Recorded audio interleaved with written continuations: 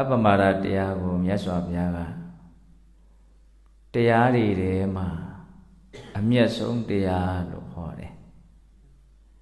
အပ္ပမာဒဆိုတာကောင်းမှုကိုမမေ့တာကောင်းမှုပြုဖို့မမေ့တာ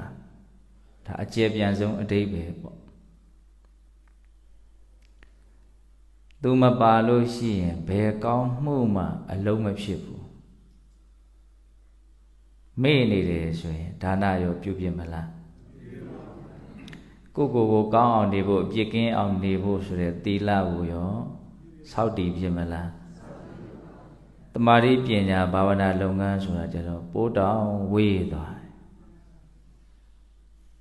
အဲ့တော့အပ္ပမာဒဆိုတဲ့စကားလုံးလေးကကုသိုလ်ကောင်းမှုကိုမမေ့တာ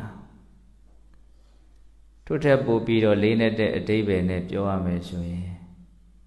ကိုဘဝကိုမမေ့တာကိုဘာဖြစ်နေသလဲဆိုတာကိုသိနေတာဒီစကားလုံးကလည်းအဓိပ္ပာယ်ကျယ်တယ်နော်ကိုဘဝကိုမမေ့တာဆိုတာကကိုဟာမွေးဖွားလာတယ်တဖြည်းဖြည်းနဲ့ပျက်စီးခြင်းစီကိုဥတည်ပြီးတော့ရွေ့လျားနေရတယ်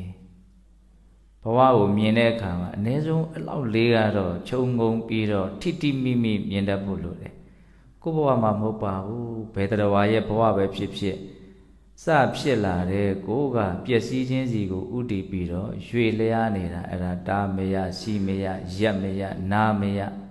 ဟုတ်တယ်မို့လားပြီးတော့အဲ့ဒါပျက်စီးမှုကြီးနဲ့တဲတဲ့တိုးမှာပဲမွေးဖွားခြင်းနဲ့ပျက်စီးခြင်းရဲ့ကြားမှာအမျိုးအတွေ့အကြုံတွေလောကရန်တွေကိုရင်ဆိုင်ရင်းဖြည့်ရှင်းရင်းယုံရင်းကံရင်းနဲ့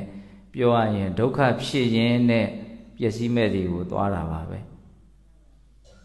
ဘယ်ချိန်ပြက်မလဲဆိုတာလည်းမသိဘူး